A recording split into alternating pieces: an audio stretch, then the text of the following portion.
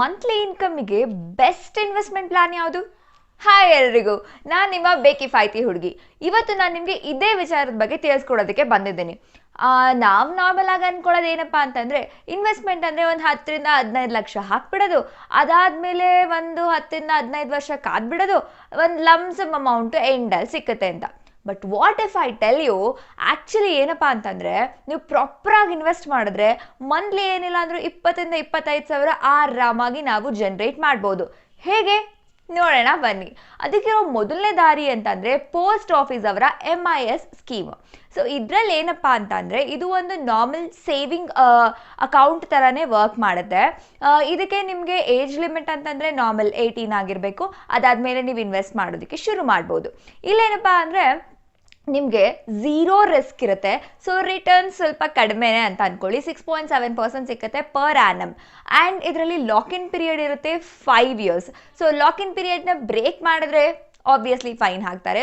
ಆ fine fees ಬಂದ್ಬಿಟ್ಟು ನೀವು 1 to 3 years ಒಳಗಡೆ ನೀವು ಲಾಕ್ ಇನ್ ಪೀರಿಯಡ್ನ ಬ್ರೇಕ್ ಮಾಡಿದ್ರೆ ನಿಮಗೆ ಅವರು 2% ಫೈನ್ ಹಾಕ್ತಾರೆ. ಹಾಗೆ 3 to 5 years ಒಳಗಡೆ, ಅದಾದರೆ 3 years ಆದಮೇಲೆ 5 years ಒಳಗಡೆ ಬ್ರೇಕ್ ಮಾಡಿದ್ರೆ 1% ಫೀಸ್ನ ನೀವು ಕಟ್ಟಬೇಕಾಗುತ್ತೆ. ಓಕೆ, ಸೊ ಲಿಮಿಟೇಷನ್ ಏನಪ್ಪಾ ಅಂತಂದರೆ, ಇದರಲ್ಲಿ ಇನ್ವೆಸ್ಟ್ ಮಾಡೋಕ್ಕಾಗೋದು ಕೇವಲ 4.5 ಲಕ್ಷ ಮಾತ್ರ. ಇಫ್ ಇನ್ ಕೇಸ್ ನೀವೇನಾದರೂ ಜಾಯಿಂಟ್ ಅಕೌಂಟ್ ಓಪನ್ ಮಾಡ್ತೀನಿ ಅಂತಂದರೆ ಆವಾಗ 9 lakhವರೆಗೂ ನೀವು ಇನ್ವೆಸ್ಟ್ ಮಾಡ್ಬೋದು. ಸೊ ಒಂದು ರಫ್ ಕ್ಯಾಲ್ಕುಲೇಷನ್ ನೋಡ್ಕೊಂಡ್ಬಂದ್ಬಿಡೋಣ ಹೇಗೆ ವರ್ಕ್ ಆಗುತ್ತೆ ಅಂತ. ಸೊ ಬೇಸಿಕಲಿ ನೀವು 4.5 ಲ್ಯಾಕ್ನ ಇನ್ವೆಸ್ಟ್ ಮಾಡಿದರೆ ಪರ್ ಮಂತ್ ನೀವು 2500 ರುಪೀಸ್ನ ನೀವು ಇಂಟ್ರೆಸ್ಟ್ ರೂಪದಲ್ಲಿ ನೀವು ಜನರೇಟ್ ಮಾಡಬಹುದು. ಸೊ ಇಫ್ ಇನ್ ಕೇಸ್ ಅದು ಜಾಯಿಂಟ್ ಅಕೌಂಟ್ ಆಗಿದ್ರೆ ಆಗೇನಾಗುತ್ತೆ, 5000ನ ನೀವು ಪರ್ ಮಂತ್ ನೀವು ಅರ್ನ್ ಮಾಡ್ಬೋದು. ಸೊ ಇದು ಸೂಪರ್ ಅನಿಸುತ್ತೆ, ಯಾಕಂದರೆ ಇದು 0 ರಿಸ್ಕ್. ಆದರೆ ಪ್ರಾಬ್ಲಮ್ ಏನಪ್ಪಾ ಅಂದರೆ, ಈ ದುಬಾರಿ ದುನಿಯಾದಲ್ಲಿ 9000 ಯಾವ ಕಡೆಗೂ ಸಾಲಲ್ಲ ಅಂತ ಅನಿಸುತ್ತೆ.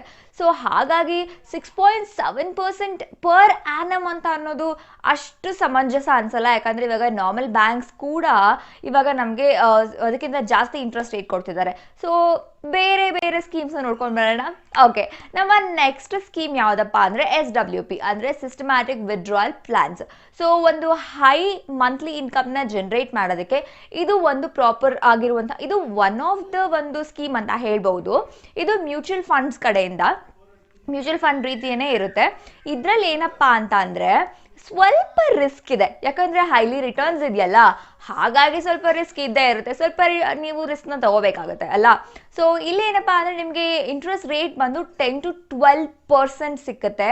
ಆ್ಯಂಡ್ ಇವಾಗ ನೀವು ಇದರಲ್ಲಿ ಒಂದು 5 ಲಕ್ಷ 10 ಲಕ್ಷವರೆಗೂ ಇನ್ವೆಸ್ಟ್ ಮಾಡಿರ್ತೀರಾ ಅಂತ ಅಂದ್ಕೊಳ್ಳಿ. 10 ಲಕ್ಷ ಇನ್ವೆಸ್ಟ್ ಮಾಡಿರ್ತೀರಾ ಅಂತ ಅಂದ್ಕೊಳ್ಳಿ.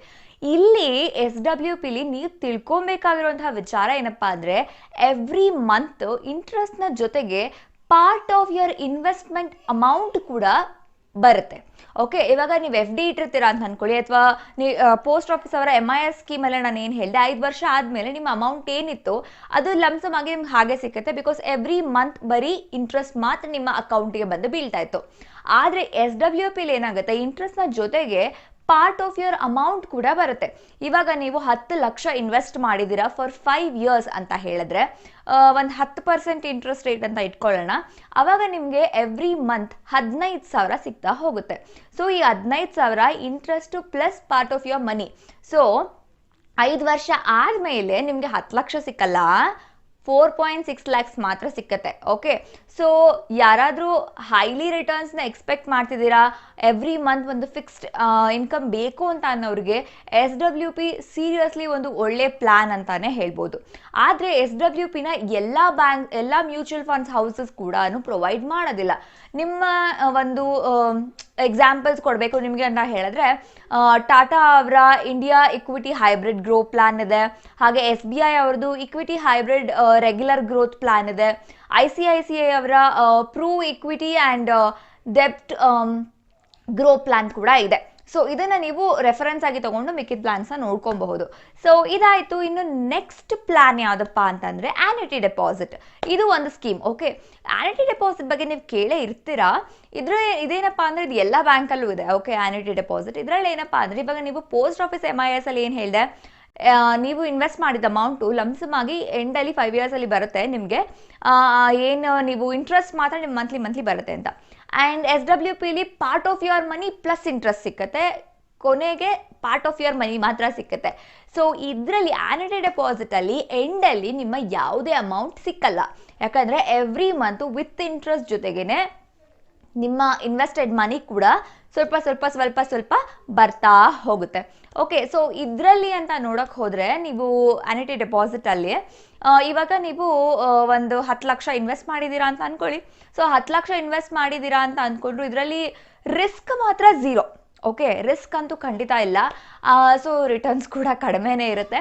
5 to 8% ಸಿಕ್ಕುತ್ತೆ ನಿಮಗೆ interest rate, to be frank.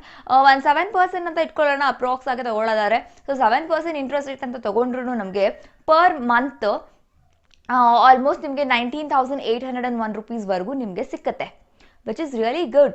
ಆದರೆ ನಾನು ಹೇಳಿದ ಹಾಗೆ ನಿಮಗೆ ಆ 10-year ಪೀರಿಯಡ್ ಏನಿದೆ ಅದಾದಮೇಲೆ ನಿಮಗೆ ಇನ್ಯಾವ ಅಮೌಂಟು ಸಿಕ್ಕಲ್ಲ. ಯಾಕಂದರೆ ಎವ್ರಿ ಮಂತ್ ನಿಮಗೆ ಇಂಟ್ರೆಸ್ಟ್ ರೇಟ್ನ ಜೊತೆಗೆ ನಿಮಗೆ ಏನಾಗಿರುತ್ತೆ, ನಿಮ್ಮ ಅಮೌಂಟ್ ಏನಿದೆ, ಇನ್ವೆಸ್ಟೆಡ್ ಅಮೌಂಟ್ ಏನಿತ್ತು ಅದು ಕೂಡ ಬಂದ್ಬಿಟ್ಟಿದೆ. ಓಕೆ, ಸೊ ನೆಕ್ಸ್ಟ್ ಸ್ಕೀಮ್ ಬಂದು ಸೀನಿಯರ್ ಸಿಟಿಸನ್ಸ್ಗೆ. ಓಕೆ, ಸೊ ಇದು ಬಂದ್ಬಿಟ್ಟು ಪ್ರಧಾನ ಮಂತ್ರಿ ವಯ ವಂದನಾ ಸ್ಕೀಮ್ ಅಂತ.